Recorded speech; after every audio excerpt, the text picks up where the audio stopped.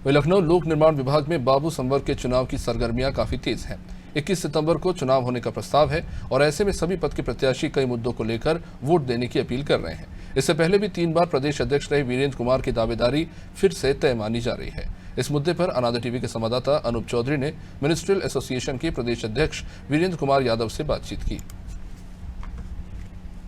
Association के प्रदेश अध्यक्ष वीरेंद्र कुमार जी हमारे साथ हैं, क्योंकि ये अब हाल ही में अभी 21 तारीख को फिर से चुनाव होना जा रहा है और कई बार के ये अध्यक्ष रहे हैं। हम उनसे बात करेंगे किन मुद्दे पर चुनाव होता है और अब तक आपने क्या किया। वीरेंद्र जी, जैसे कि 21 तारीख को चुनाव होना है मिनिस्ट्रियल एसोसिएशन का, यहाँ पे लोग जो है आखिर आपको ही क्यों वोट दें, ऐसा क्या किया अब तक आपने?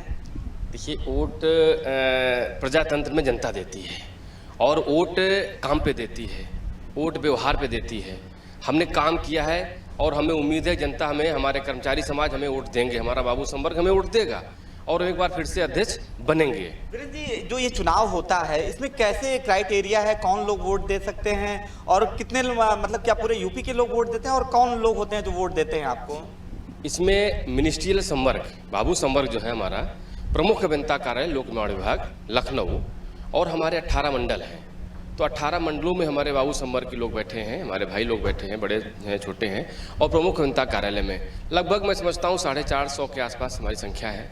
चुनाव जो आती है और चुनाव होता है, प्रत्येक 2 वर्ष में चुनाव होता है और वही लोग आकर के अपना चुनाव का वोटिंग करते हैं, बाकी मतगणना होती है और उसके बाद रिजल्ट आता है। और भी लोग चुनाव लड़ रहे हैं, उनके भी अपने मुद्दे हैं, लेकिन आप तो पिछले कई साल से हैं और क्या किया अब तक? जो कर्मचारी जो परेशान होते हैं बाबू संवर्ग के जो अधिकारी, तो क्योंकि आए दिन कहने में आता है कि सुनने में आता है कि फला बाबू का ट्रांसफर नियम विरुद्ध कर दिया है, ऐसे में उनके लिए क्या कोई पॉलिसी है आपकी? अगर दोबारा अगर चुन के आते हैं तो उन लोगों के लिए कैसे क्या काम करेंगे? देखिए, अगर अधिकारी नियम विरुद्ध ट्रांसफर करते हैं तो संगठन होते ही इसीलिए हैं। संगठन उनसे अपनी बात रखते हैं, उनसे कहते हैं और जो नियमानुसार अपने घर जनपद में या परेशान किसी हालत में अगर कहीं जाना चाहते हैं तो हम लोग उच्चाधिकारियों के पास अपनी बात रख करके उनके ट्रांसफ़र कराते हैं और कराने के बाद उनकी मदद करते हैं।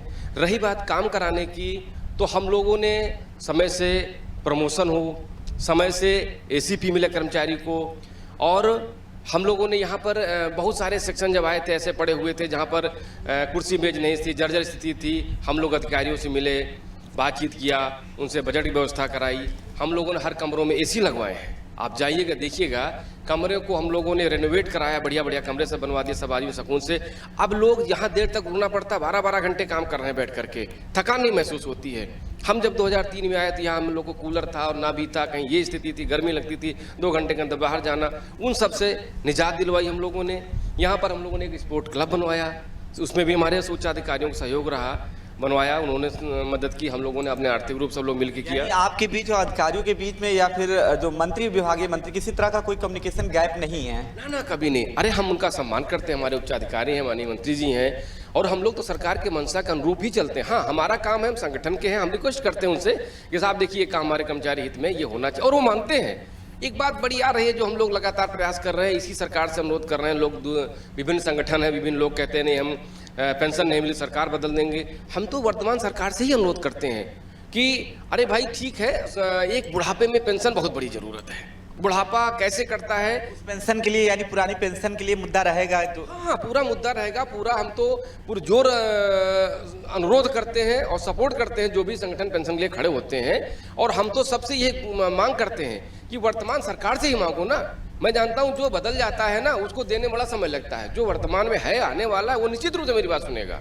देखिए, आप वीरेंद्र कुमार जी हैं, प्रदेश अध्यक्ष हैं, जिनका साफ कहना है अभी तक अध्यक्ष रहते हुए उन्होंने जितना काम किया है वो किया ही है, लेकिन आगे अगर चुनाव होता है फिर से वो अध्यक्ष बनते हैं, तमाम तरह के उनके पास मुद्दे हैं और खासतौर से पुरानी पेंशन एक ऐसा मुद्दा है जिसको लेकर तमाम संगठन लड़ भी रहे हैं। और इस बात को लेकर वीरेंद्र कुमार जी का कहना है कि इस बात को लेकर वो सरकार से अनुरोध करेंगे ताकि जो एक बुढ़ापे का सहारा होता है उसको सरकार मान ले और पुरानी पेंशन को बहाल कर दे।